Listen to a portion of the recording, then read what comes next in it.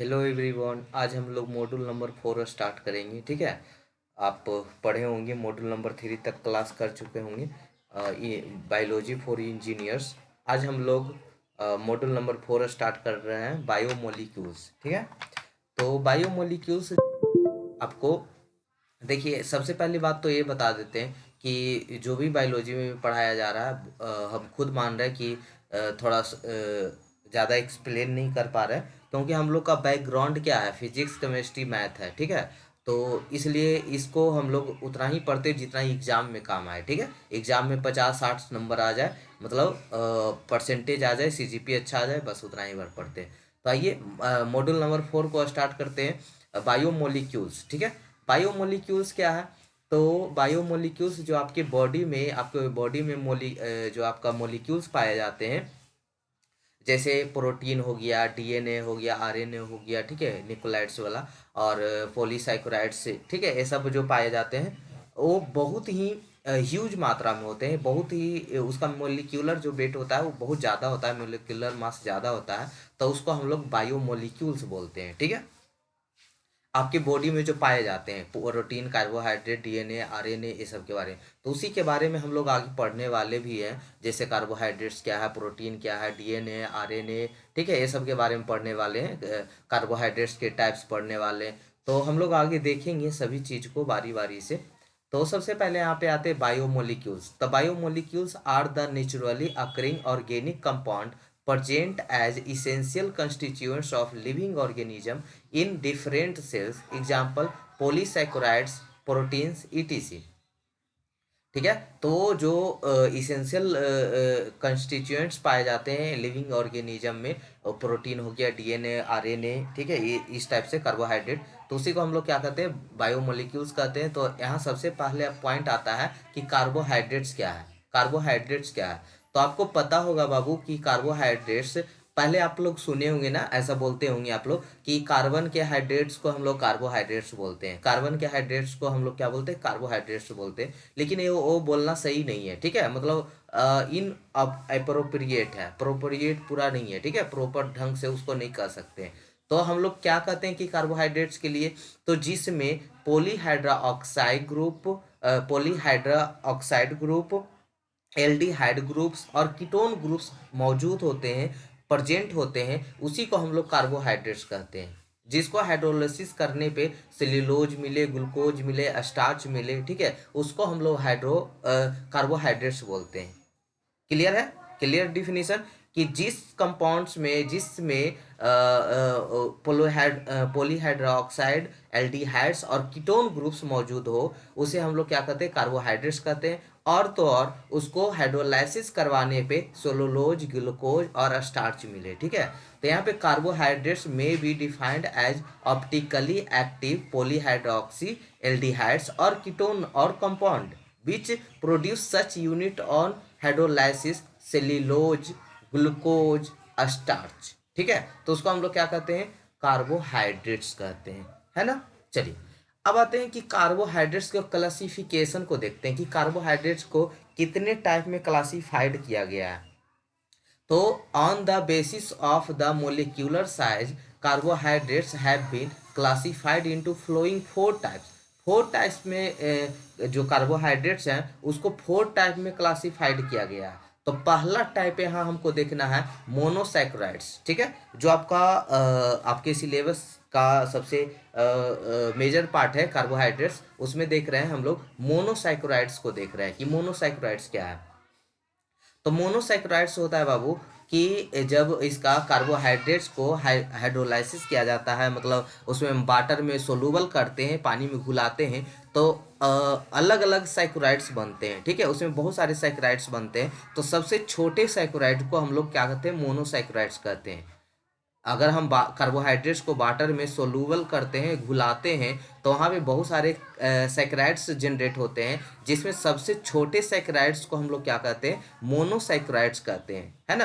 तो मोनोसैक्राइड जो होता है फर्दर डिवाइड नहीं कर सकते उसको, बाद में उसको, मतलब सबसे छोटा पार्ट होता है। तो monosaccharides include non hydrolysable carbohydrates, जिसको आप दोबारा फर्दर डिवाइड नहीं कर सकते। They are soluble in water. Those containing aldehyde group are called aldoses, ठीक है।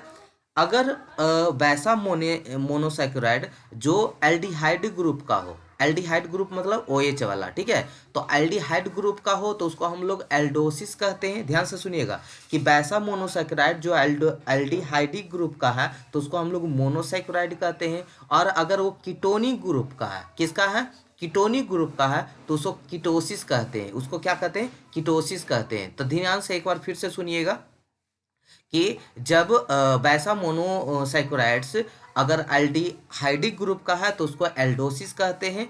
और अगर वो कीटोनिक ग्रुप का है, ठीक है, कीटोनिक ग्रुप का है तो उसको हम लोग क्या बोलते हैं, कीटोसिस बोलते हैं। तो चलिए देखते हैं कुछ मोनोसैकेराइड्स को, देखते हैं एग्जांपल देखते हैं। With the example are given in table as shown in below. तो देखिएगा यहाँ पे बहुत सारे आपको हाइड्रोक्साइड दिख रहे होंगे, OH दिख रहे होंगे। एक सेकेंड बाबू, बहुत सारे हाइड्रोक्साइड दिख रहे होंगे। तो बहुत सारे हाइड्रोक्साइड को क्या कहता है, पॉलीहाइड्रोक्साइड कहते हैं, ठीक है। पॉलीहाइड्रोक्साइड हो जाएगा, पॉलीहाइड्रोक्साइड हो जाएगा। बहुत सारे हाइड्रोक्साइड दिख रहे हैं। एक एल्डिहाइडिक ग्रुप है, ठीक है। तो एल्डिहाइडिक ग्रुप के कारण ही तो इसको हम लोग एल्डोसिस बोल रहे थे, ठीक है। बहुत सारे पॉलीहाइड्रोक्साइड ग्रुप होगा और इसमें क्या होगा, एक एल्डिहाइडिक ग्रुप होगा तो उसको हम लोग एल्डोसिस बोलते हैं। अगर कीटोनिक ग्रुप है, बहुत सारे हाइड्रोक्साइड है और एक कीटोनिक ग्रुप है तो उसको कीटोसिस बोलते हैं। तो ध्यान से सुनिएगा, अगर यहाँ पे दिख रहे हैं एल्डिहाइडिक ग्रुप है एल्डोसिस, कीटोनिक ग्रुप है, CH2OH कीटोनिक ग्रुप है तो उसको हम लोग कीटोसिस। तो याद हो गया होगा। ये ऑब्जेक्टिव्स में भी पूछे जा सकते हैं कि एल्डिहाइडिक ग्रुप है क्या है तो एल्डोसिस होता है, और कीटोनिक ग्रुप का है तो कीटोसिस होता है। तो कुछ क्लासिफिकेशन देखते हैं हम लोग, मतलब कि यहाँ पे कुछ क्लास में इसको कैटेगराइज कर दिए हैं कि एल्डोसिस को देखते हैं, एल्डोसिस को देखते हैं। तो क्लास क्या क्या, एल्डोट्रायोस, एल्डोट्रायोस कब कहेंगे, जिसमें 3 कार्बन हो। तो 3 मोलिक्यूलर फार्मूला लिखा हुआ है C3H6O3, और तो सी जिसमें 3 कार्बन हो तो उसको एल्डोट्रायोस कहते हैं। जिसमें 3 कार्बन हो उसको एल्डोट्रायोस कहते हैं। और क्या, जिसमें 4 कार्बन है उसको एल्डोटेट्रोस कहते हैं। 5 कार्बन है तो एल्डोपेंटोज कहते हैं। 6 कार्बन है तो एल्डोहेक्सोज कहते हैं। तो मोलिक्यूलर फार्मूला आपको याद हो जाएंगे, ठीक है, आसानी से याद कर लीजिएगा। स्ट्रक्चरल फार्मूला तो खुद बना लेंगे, C3 मतलब 3 कार्बन, 1 2 3, और 6 हाइड्रोजन, तो 1 2 3 4 5 6, ठीक है। तो इस तरह से स्ट्रक्चरल फार्मूला, अगर मोलिक्यूलर फार्मूला है तो स्ट्रक्चरल फार्मूला आप लोग आसानी से बना लेंगे, ठीक है।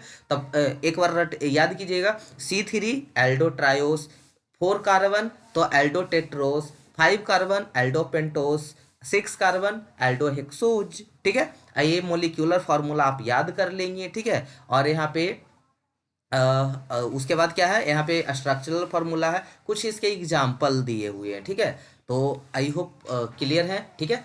अब कीटोसिस में भी देख लेते हैं कि कीटोसिस क्या था, कीटोन ग्रुप का होना चाहिए। तो कीटोन ग्रुप का होता है तो उसको हम लोग कीटोसिस बोलते हैं। तो 3 कार्बन है तो केटोट्रायोस, 4 कार्बन है केटोटेट्रोस, ठीक है, 5 कार्बन है केटोपेंट्रोस, 6 कार्बन है केटोहेक्सोज, ठीक है। तो इस तरह से हम लोग नेमिंग करते हैं। इसका मोलिक्यूलर फार्मूला याद कर लेंगे आप कि ट्रायोस का क्या होता है, C3H6O3, ठीक है। इसका स्ट्रक्चरल फार्मूला तो आप बना लेंगे खुद ही, ठीक है। उसका एग्जाम्पल यहाँ पे देख लेंगे, उसका एग्जाम्पल देख लेंगे यहाँ पे, ठीक है। इसका एग्जाम्पल कीटोसिस का आपका यहाँ पे नेमिंग हो गया, क्लास हो गया, यहाँ पे मोलिक्यूलर फार्मूला हो गया, स्ट्रक्चरल फार्मूला हो गया, उसका कुछ एग्जाम्पल है, ठीक है। तो ये सब आपको याद करने होंगे ऑब्जेक्टिव के व्यू से, ठीक है। और लिखने आए तो पहला जो कार्बोहाइड्रेट्स का हम लोग डिफाइंड किए थे, मतलब क्लासिफाइड किए थे, पहला था मोनोसैकेराइड्स, ठीक है। कल हम लोग देखेंगे आपका किसके बारे में, तो डायासैक्राइड्स के बारे में, डायासैक्राइड्स के बारे में कल देखेंगे हम लोग। तो आज के लिए इतना ही रहने देते हैं बाबू, ठीक है। थैंक यू सो मच यहाँ तक बने रहने के लिए। डायसैकेराइड्स होगा, दो मोनोसैकेराइड्स को मिलाकर बनाएंगे, दो मोनोसैकेराइड्स को मिलाकर बनाएंगे तो उसको डायसैकेराइड्स कहते हैं। ठीक है, तो बाकी प्ले लिस्ट में आप जाकर पढ़ सकते हैं, सर्वे, मैथ, आपका introduction to civil engineering, AutoCAD, सारा कुछ यहाँ पे सिलेबस करवाया जा रहा है। बस आप चैनल को सपोर्ट करें ताकि आपके लिए और अधिक मेहनत किया जाए। ठीक है, तो थैंक यू सो मच यहाँ तक बने रहने के लिए। मिलते हैं हम लोग नेक्स्ट एपिसोड में। ठीक है।